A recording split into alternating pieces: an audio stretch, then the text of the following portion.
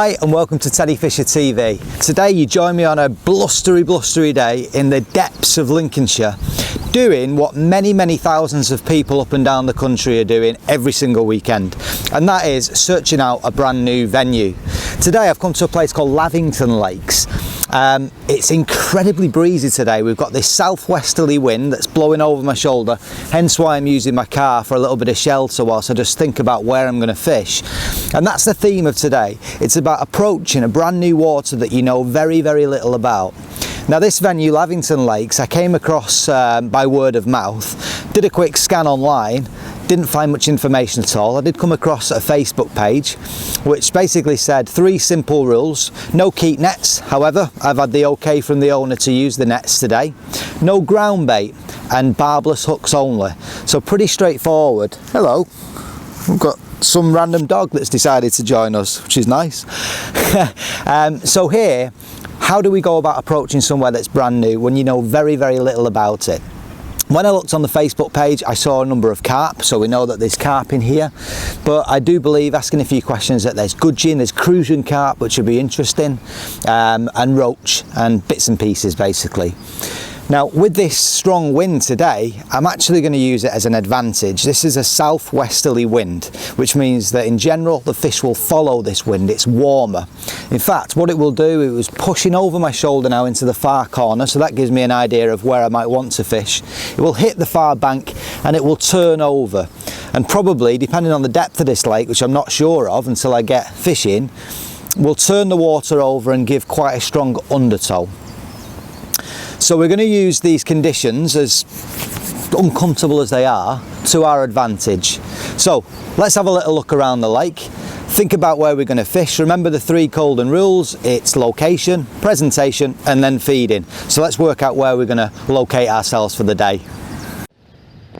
Okay, so as I've walked around, you can see that that wind is sort of blowing down into this corner on the opposite bank just there.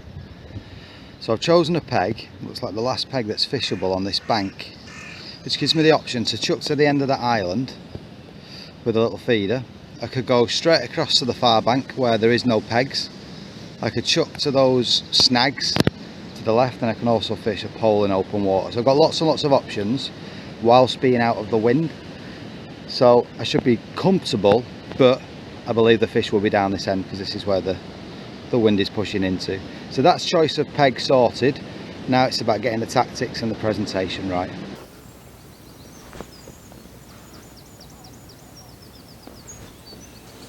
Okay, well now we've got the location sorted, let's think about the presentation and feeding if we're going to stick to these 3 golden rules when attacking an unknown venue. What I've got is exactly as I predicted at the start. We've got this wind ripping through right to left, it's hitting that far bank and it's coming round with a very strong undertow, which is what I expected. So 3 lines of attack. First of all, to the right against the island, or just off of it, I've got a small hybrid feeder set up with a 4-inch hook length, and I'm going to try pieces of corn with some Teddy Fisher squid pellets. I'll talk through the bait tray in a second. I'll do that later on, a bit of a throwaway line really. The main line of attack is the pole. 3 lines, 3 rigs.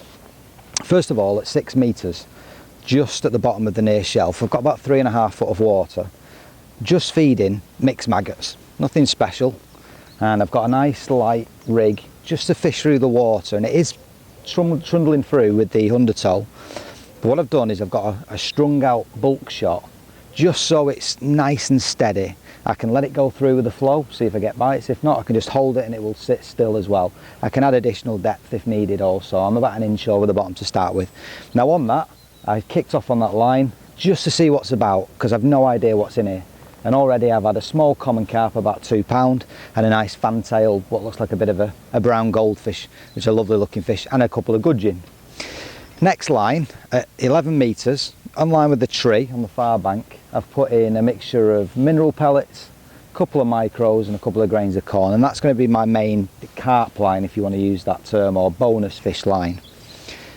And third line for later on in the day, just down to my left, I've got this lovely overhanging bush, and I've gone for a real sort of beefy rig there to fish down the margin. I've got about 3 foot of water, and I've fed some corn and some mineral pellets, and also some 6mm coarse pellets which I've doused in this Teddy Fisher krill booster. I think what I'll do as well with these pellets is I'll also ping a few of these over there towards the island, just to sort of build that area up to have a look on later on. The margin, again, I probably won't touch that for a couple of hours anyway. So that's the general sort of theme. The short line here for anything that swims, fishing for bites, like all these sessions, it's softly until we know what's about. And then that more positive line at 11 metres with the bigger baits and the beefier rigs. So let's talk through the rigs. First of all, on this maggot line where I'm fishing short, I've just got a lovely 0.3 of a gram, a nice slim float with a blacked out bristle because of the white water. It's 0.15 line to a 0.11 hook length. It's about £3 in old money. And then I've just got 1, 2, 3, 4, 5 number 9s strung out about an inch apart, and a number 10 just above the 6-inch hook length. And it's a size 18 Guru F1 hook. The elastic on that is a solid elastic. It's a 6 to 8, and I think that's beefy enough to get any small fish that might be knocking about, but also got a bit of kick to it in case I hook a bonus fish, as I did with that carp. And feeding wise, we're just going to keep trickling them in, a dozen or so maggots every minute or so, just to see what's about. The long line, a lot more positive because of this undertow. I've got about 3.5 foot of water on the short line. On the long line, I've got about 4.5 foot. And I've gone for a 0.6 of a gram float with a wire stem and a nice visible bristle. And the reason why it's 0.6 might seem a bit heavy is because of that undertow. If I need to add extra line and lay on, I need a heavier float. I don't want it dragging through with a piece of corn or what have you on the hook. And there I've just got a bulk of 1, 2, 3, 4, 5, 6, 7, 8, 9 number 8s, which will steady the ship there, and just another number 10 just above the hook length, 6-inch hook length. Hook length's 0.13, so about £4 in old money, and it's a size 18, but it's a Guru extra strong, so it's quite a large hook. It's more like a 16 size, and the elastic on this rig is a 10 to 12 hollow, so a lot more beefier, and that will handle fish up to double figures. Down the edge, much more robust, because I believe that's where, if there are any really big fish in this lake, and I've no idea, they're going to be down towards that sort of sanctuary, if you like. There I've got to say about 3 foot. It's a Drennan AS 4.4 of a gram. Lots of line between the top because the way I've got to get over these bushes if I hook a fish, and then just a bulk of 6 number 8s above the 6-inch hook length, and that's 0.15 with a size 14 Kaizen hook. So that's a very beefy rig, and the elastic's 14 to 16 hollow, so taking no prisoners on that line there.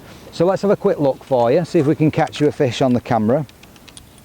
Yeah, so the water's very coloured, and I think that's partly because there's a dike that runs into this at this end of the lake and goes on an outflow at the other end, and that's probably adding to this undertow as well, as the wind really sort of hitting that far bank and whipping round, really pushing the float through. You won't catch that there on the camera. I'll try and do a close-up with the action cam later, but it's literally like a river, and I can hold it still or I can let it go through. The thing is, my maggots will be going with that, so for now I'm just letting it sort of trot through in some respects, just as the maggots would. And there'll be an area where they will settle, just like on attacking a river, where the fish will probably be picking them off. Let's quickly talk you through the bait tray. I've got a mixture of all sorts with me because I don't know what's in here, so I'm covering all angles. So we've got some 6mm coarse pellets doused in Teddy Fisher's krill booster, and the reason why I put that on is just to make them sink, almost treating it like a pellet oil, if you like. I've got some 2mm squid pellets. They're becoming a firm favourite of mine, and as the water is coloured, then that attraction, that fishy smell, will help draw the fish in. A couple of pints of mixed maggots, some 3mm Teddy Fisher mineral pellets, and I've also got a couple of expanders as well, just to try on the hook. I've dug some worms out of the garden, and the plan is I'll pop a couple of them on when I'm fishing down the edge. If things get really tough and I'm struggling for bites, I can always chop a few of those up and put them on this I'm going to call this short line my mixed line.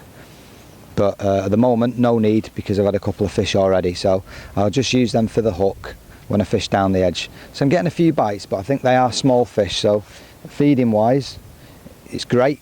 you know, attracting fish in, but really we either want to feed them off or we want the big fish to come in and bully them out, so we'll just keep those maggots going in regularly.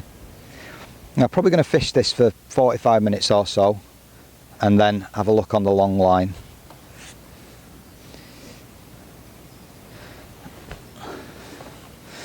But I don't know, you see on the camera there, that wind is really sort of ripping through. I'm getting bites here, but they're definitely small fish, probably those gudgeon. Now the two nice fish I've had so far have just come completely out of the blue, so I think they'll come in, bully those small fish out of the way, and I just need to make sure there's enough bait there to hold the bigger fish. So we're trying to find that balance of attraction and holding, and of course I want them to find my hook bait. I don't want so much bait in there. You can see a fish there, you might have caught that on the camera, against that far bank.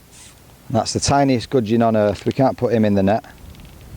Let's put him back, because the fish are pushing onto that far bank in this wind. It could be that if I don't catch anything on the island on the hybrid feeder, then I can go onto that far bank across, especially if fish are showing themselves like that.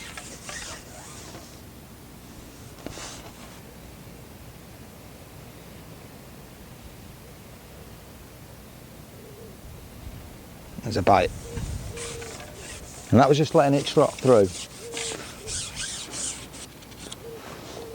And what's this? I'd say this 6 to 8s is just about manageable for fish up to, you know, 2-3 pound.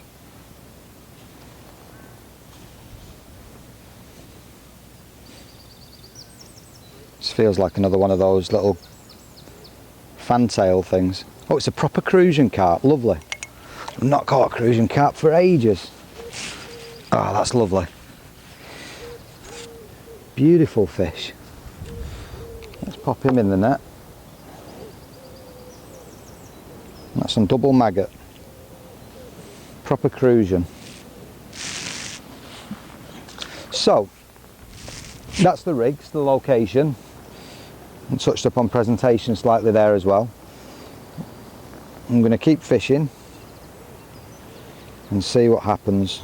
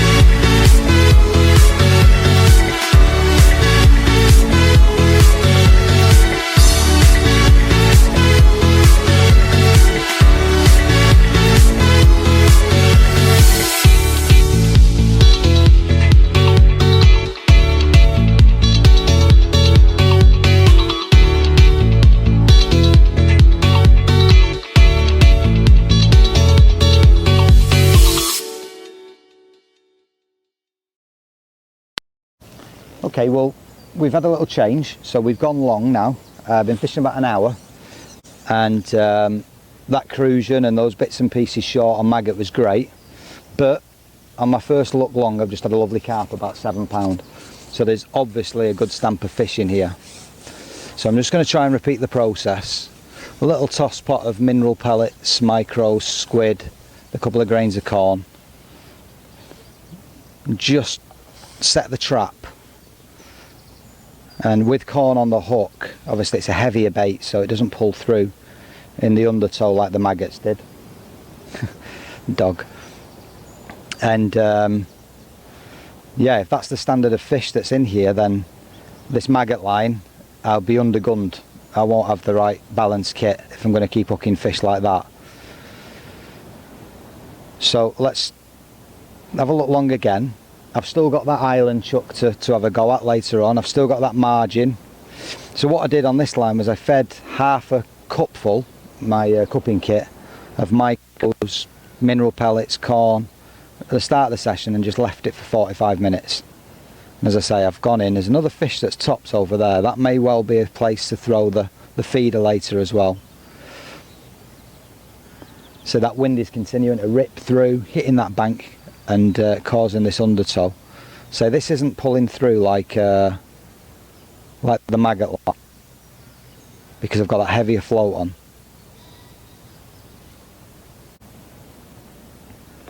There we go. What's this? It was on an expander, which is pretty instant.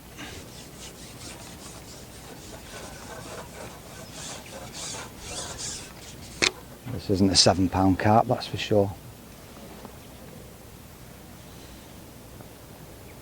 Well, it's waking up a bit now. We've got to be careful with these rushes close in. That's a nice common.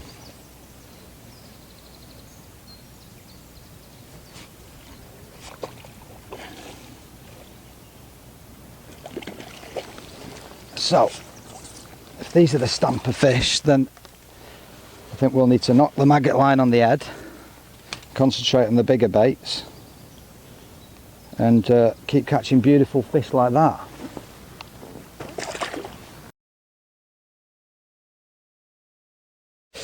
So what you find on these unknown venues is that, just as has happened to me today, it's gone a little bit quiet. So what I've done is I've taken that pellet rig, which was fishing at 11 metres, this slightly beefier rig, and I've started feeding maggots again short, on that short line, just over that near shelf. If you remember, I started fishing there the first 45 minutes or so. And although my hook length's probably a wee bit too beefy, another lovely Cruciancarp, and in general, you know, I'm quite sort of beefed up, it's not putting the fish off.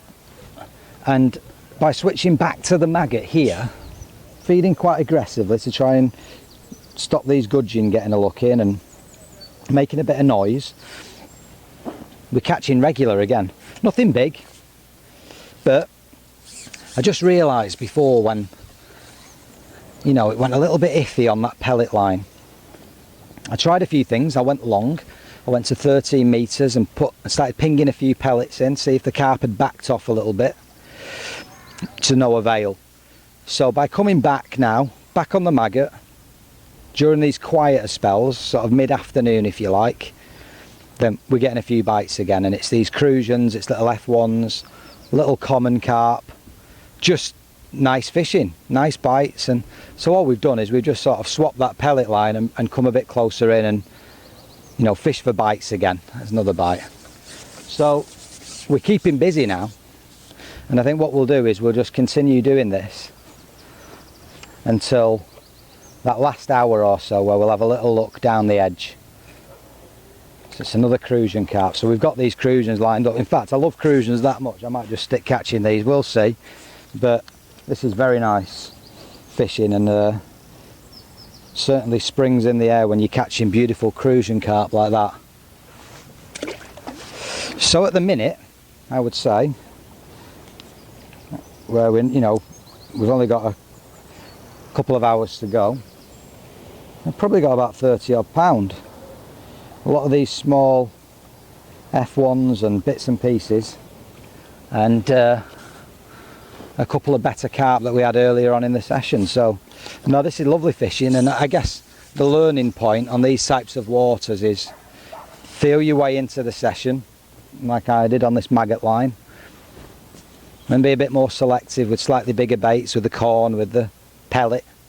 And if it goes a little bit iffy, fish beyond, try just beyond your feed, see if the fish have backed off a little bit, and if there's still no joy, come back on your maggot line. Quite aggressive, I'm feeding quite a bit of bait, sort of 20-25 maggots very regularly, and see how you go.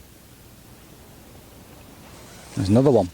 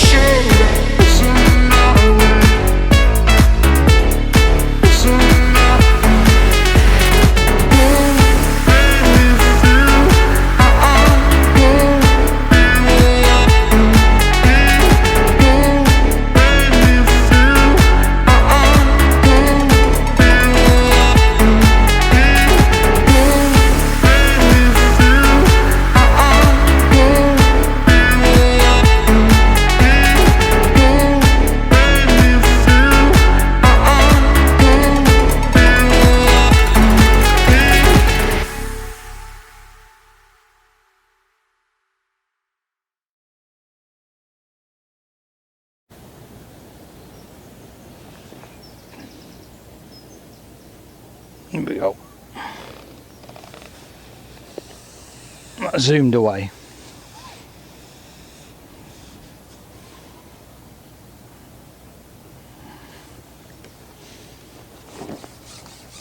Doesn't feel a big fish.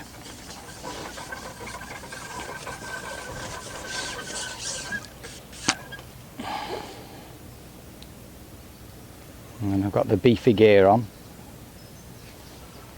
So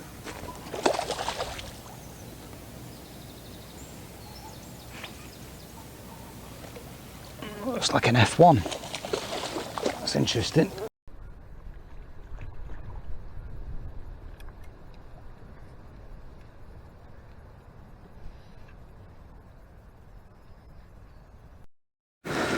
Well, what a wonderful day's fishing here at Lavington Lakes. That's net one of the small stuff. Loads of Cruciancarp, load of F1s, lovely goldfish, fantails, all sorts going on. Really enjoyed it. Visiting a venue that I've never been to before, keeping it simple, watching the weather, location, presentation and feeding. Really important.